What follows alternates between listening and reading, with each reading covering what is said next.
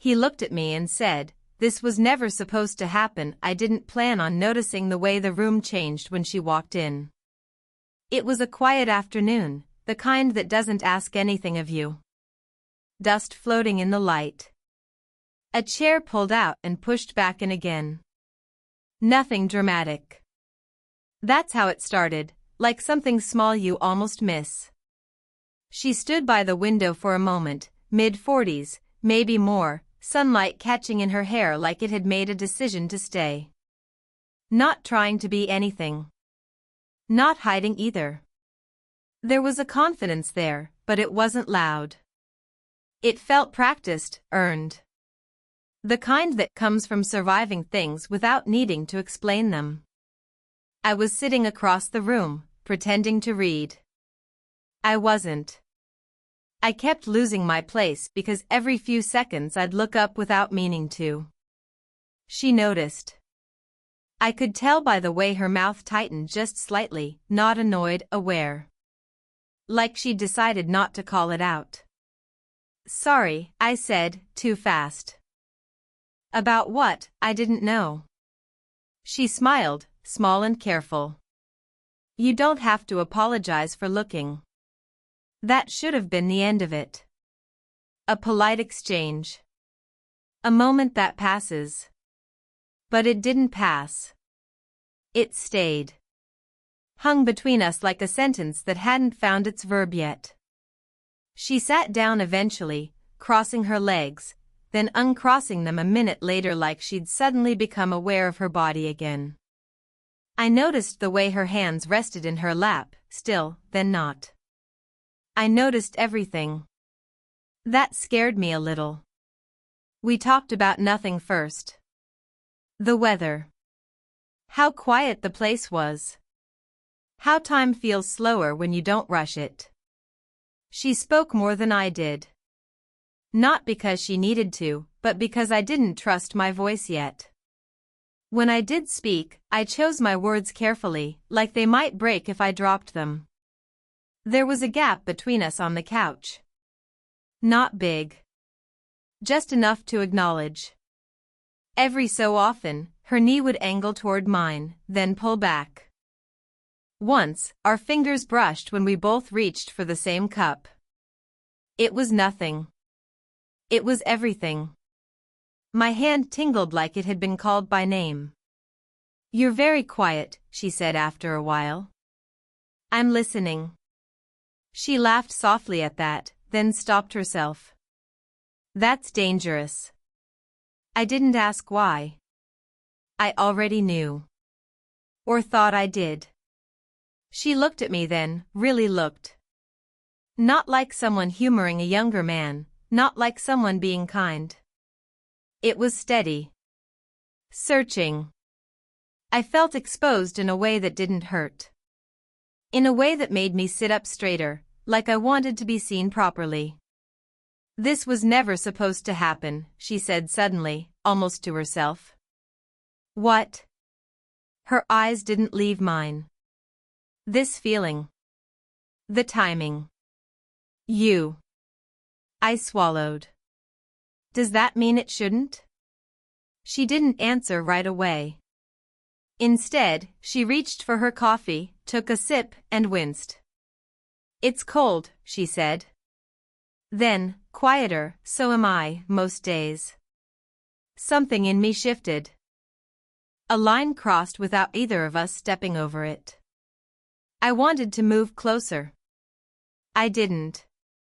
She noticed that too. The room felt smaller. The silence louder.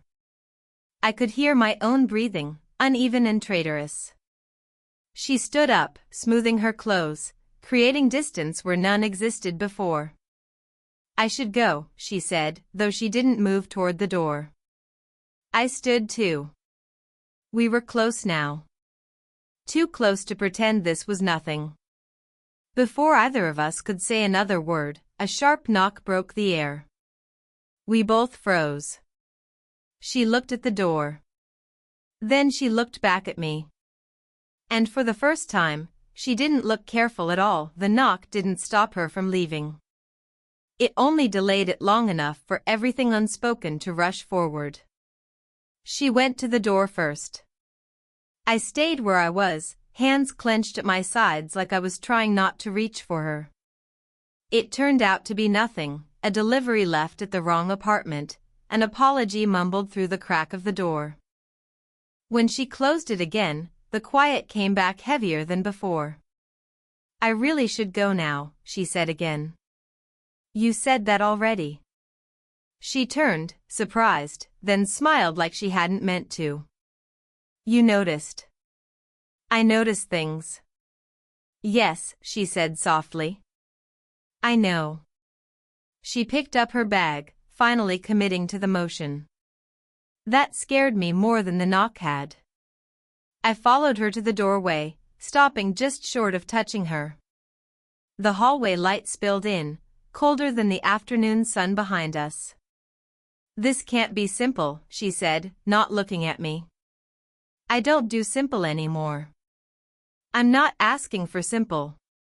That made her laugh once, sharp and self-conscious. That's exactly the problem. She hesitated, then sighed, like she was tired of holding something up by herself. I was married for a long time, she said. Long enough that I forgot what it felt like to be chosen. Even by myself. I didn't interrupt. I could feel how close this was to retreat. He wasn't cruel, she went on. Just absent. Always somewhere else, even when he was right next to me. After a while, you stop asking for more because it feels embarrassing to still want it. I nodded, even though my chest was tight. I've been the opposite, I said. Too available. Too obvious. Every relationship I've had ends with someone telling me I'm sweet, but not permanent. She finally looked at me then. You are permanent, she said, too quickly. Then she shook her head. God. See? This is why it's dangerous. Because you say what you mean? Because I do, she said. And because you're young enough to believe it won't cost anything. There it was. The line we hadn't named. The years between us. The way the world would look at her first. At me second. You think I don't know it's risky? I asked. That I don't feel it every time you look at me like you're already pulling away? Her shoulders sagged a little. I have a daughter, she said quietly. She's not much younger than you. The words landed, heavy and real. I didn't step back. I couldn't. I'm not trying to replace anyone, I said. When I'm with you, I feel like I'm not invisible. She swallowed. You make me feel awake, she said. That's worse. She reached for the door handle, then stopped. Her hand hovered there, uncertain.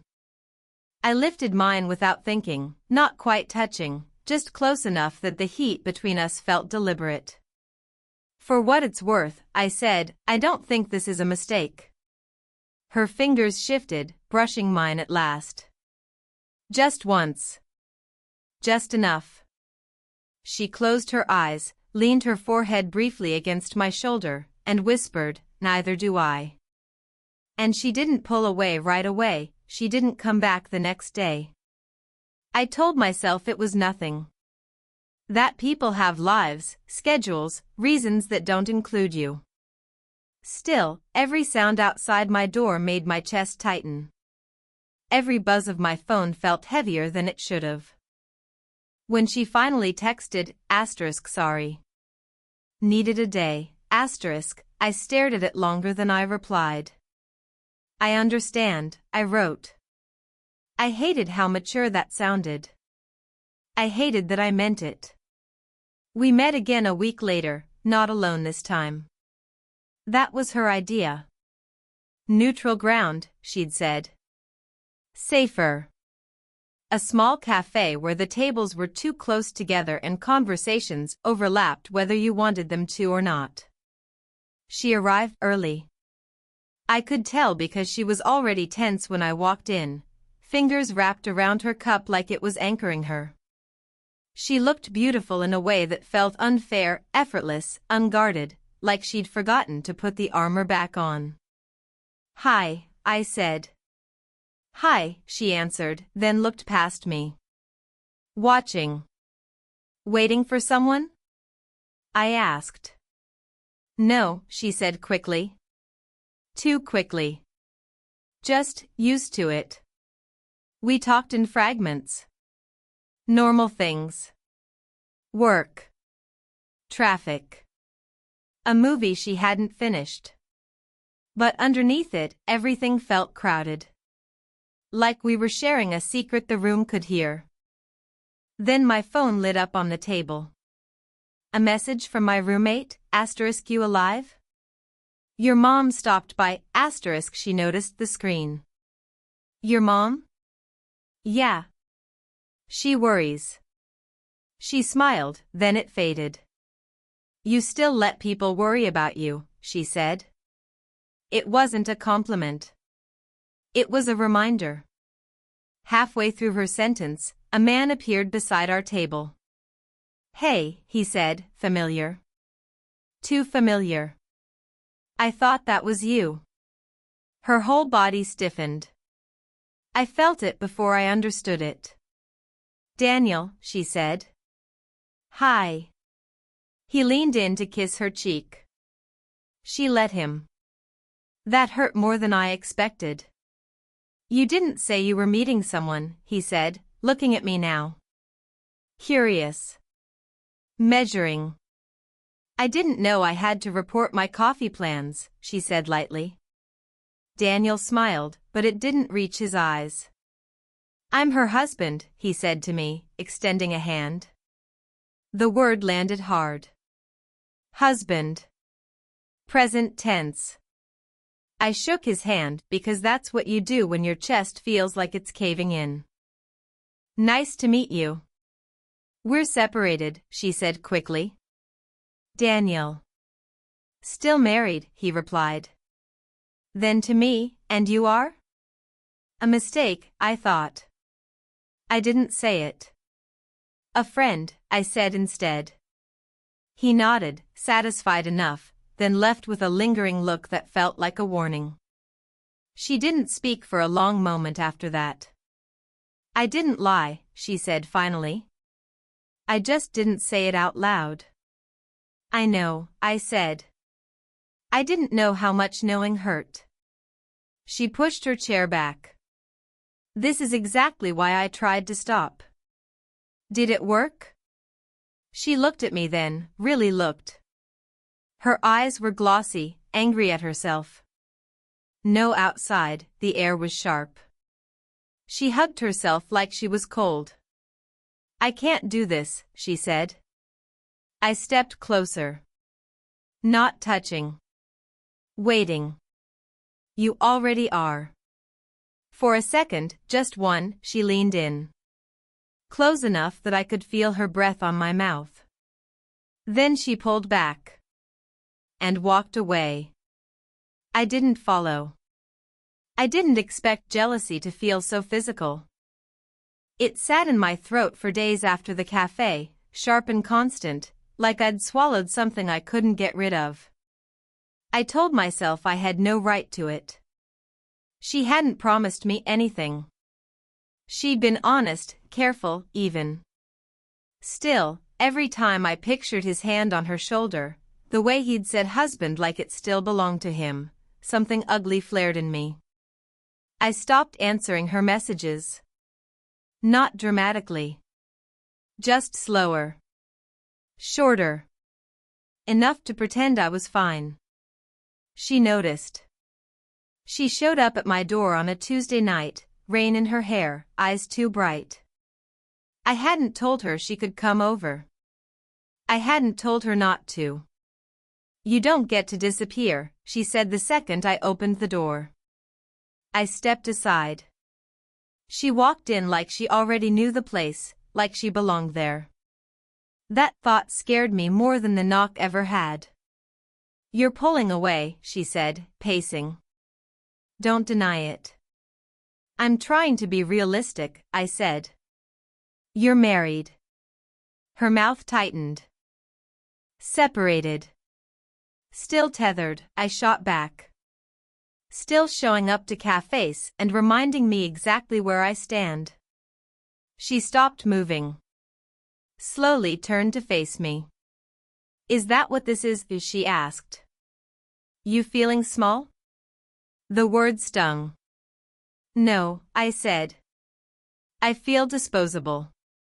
Silence. Thick. Heavy. I stayed too long in a marriage because I was afraid of being alone, she said quietly. Do you know what it's like to wake up next to someone for years and feel invisible? Yes, I said before I could stop myself. I do. Just not in the same way. She stepped closer. I am trying not to ruin your life. What if you're not ruining it? I asked. What if you're the first honest thing in it? Her breath caught. I could see it. The fear. The want. The calculation. This isn't fair, she said. I'm older. I have history. Damage. I didn't ask for perfect, I said. I asked for real. She laughed once, broken. You make it sound so easy. Because you're the one holding back, I said. I've been standing right here the whole time. She reached out, then stopped herself, fingers trembling inches from my chest. If I touch you, she said, voice low, everything changes. I didn't move. I know. I won't be able to pretend anymore. Don't, I whispered. Her hand pressed against my shirt. I felt it everywhere. My pulse jumped under her palm like it had been waiting. This is the part where I'm supposed to walk away, she said. You already tried that. Her eyes searched mine, desperate, angry, alive. Say it, she demanded. Say you want this knowing exactly how complicated it is. I want you, I said. Complicated and all. She inhaled sharply. Her face was so close I could see every line, every choice that had brought her here. She tilted her head, just slightly. And then her phone rang. We both froze. That scared me most of all, the ringtone felt louder than it should have been. In the quiet of the room, it sounded like an accusation. She didn't look at the screen right away. Her hands stayed on my chest, fingers still, like if she moved them, the moment would shatter completely. Then the buzzing stopped. Silence rushed back in. I exhaled. You don't have to answer. I do, she said. Not because she wanted to, because something inside her already knew. She stepped back, pulling her hand away as if it had burned her. When she finally looked at the phone, her face changed. Not fear. Not guilt. Something sharper. It's my daughter, she said. That hit harder than anything else. She answered, turning slightly away from me. I caught fragments. Asterisk yes, no, I'm fine. I didn't mean to worry you, asterisk then her shoulders sagged. She saw us, she said when she hung up. My stomach dropped. Saw us how? At the cafe, she said. Not talking. Waiting. A hollow laugh slipped out. She said I looked happy. Asked who you were. I didn't know what to say. There were no careful words left.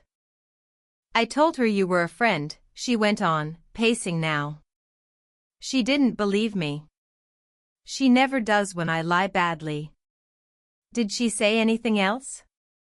I asked. She asked if this was why her father's been trying again. That stopped me. Trying again? I repeated. She nodded, eyes glossy. He asked me yesterday if we could go to counseling. Said he'd change. Said all the things I waited years to hear. And you didn't tell me, I said. I hadn't decided yet, she snapped, then softened immediately. I didn't want to poison this with a maybe. The word this hung between us. Real now. Dangerous. So what happens now? I asked quietly. She stopped pacing. Looked at me like she was memorizing something. Now I have to choose whether I keep living the life that looks right, or admit I want something else. With me? I asked. I hated how small it sounded. She didn't answer right away. Instead, she reached into her bag and pulled out a folded piece of paper. Her hands shook. What's that? I asked. Divorce papers, she said. And signed. I picked them up last week. My heart raced. Hope flared before I could stop it. I didn't come here tonight to do this, she said. I came to tell you goodbye. I thought if I ended it cleanly, I could go back and try again. Be responsible. And now? I asked. And now, she said, voice breaking, I realize I already crossed the line. Not when I touched you. When I started imagining a future that didn't include the life I built. I stepped closer. That doesn't make you a bad person. It makes me a terrified one, she said. If I choose you, I lose certainty. If I don't, I lose myself. Tears slipped down her face. She didn't wipe them away. You deserve someone uncomplicated, she whispered. Someone who doesn't bring this much weight. I didn't fall for uncomplicated, I said. I fell for you. She let out a shaky breath, like something inside her finally gave in. I need to know, she said. If I choose this, if I choose you, are you going to resent me one day for everything I come with? I stepped into her space. Close. Honest. No escape left. I'd resent myself if I walked away now, I said. She looked up at me, eyes raw, decision burning just beneath the fear. She lifted her hand again. This time, she didn't stop it. Her fingers curled into my shirt, and the doorbell rang. The doorbell rang again, longer this time, impatient. She froze with her hand still fisted in my shirt, like if she let go, she might fall apart. I could feel her breathing, fast, uneven, against my chest. Whoever was on the other side of that door had no idea how close they were to changing everything. I can't do this anymore, she whispered. Not about the door. About us. About herself. I reached up and gently loosened her grip, not to push her away, but to steady her. Then don't, I said. Don't run. Don't explain. Just stay. She looked at me like she was standing on the edge of something with no guarantee the ground would be there. Years of restraint were all over her face, every choice to be sensible, to be quiet, to put herself last. The doorbell rang a third time. I'll get it, I said. She nodded, barely. When I opened the door, it wasn't her husband. It wasn't her daughter. It was my roommate, holding a grocery bag and wearing an expression that said he knew he'd walked into something he shouldn't have. Oh, he said. Sorry. I can come back. No, she said from behind me. Her voice was steadier than before. It's fine. He glanced between us, clocked the tension, then muttered something about leaving the groceries and disappeared down the hall. The door closed again, softly this time. Silence. She laughed then, short, breathless, almost hysterical. That's it, she said. All that, and it's just life interrupting. Life always interrupts, I said. That's how you know it matters. She turned to me fully now. If I choose you, she said slowly, I lose people. I disappoint people. I become the version of myself I was always afraid to be. And if you don't, I said, you spend the rest of your life wondering who you could have been. Her eyes filled again, but this time she didn't look away. You don't know how long I've gone without being chosen, she said. Even by myself. I lifted her chin gently. Then choose now. She searched my face, like she was looking for a reason to stop. She didn't find one. I am done being careful, she said. And then she kissed me. It wasn't perfect. It wasn't polished. It was urgent and trembling and real. Her hands slid up my arms like she needed to make sure I was solid, that this wasn't another thing she'd imagined. I kissed her back slowly, deliberately, like I wasn't afraid of breaking the moment. When we pulled apart, her forehead rested against mine. I'm scared, she admitted. So am I said. But I'm not confused. She smiled at that. Not small. Not careful. Open. I don't know what happens next, she said. We'll figure it out, I said. Together. She nodded once, like she'd just made peace with something that had haunted her for years. Then she took my hand fully, without hesitation, and didn't let go. I didn't expect the ending to feel quiet. Not easy, never that, but settled, like something heavy had finally been set down instead of carried. She stayed that night. Not because we decided everything, not because the world suddenly made room for us, but because leaving again would have been another kind of lie. Morning came softly. No dramatic sunrise. Just pale light through the curtains and the sound of traffic waking up like nothing had happened. She sat on the edge of the bed, wrapped in the sheet, staring at her phone like it might bite her. I have to make some calls today, she said. I know. She waited, maybe expecting me to ask who, or how, or when. I didn't. She noticed that too. You're not scared, she asked.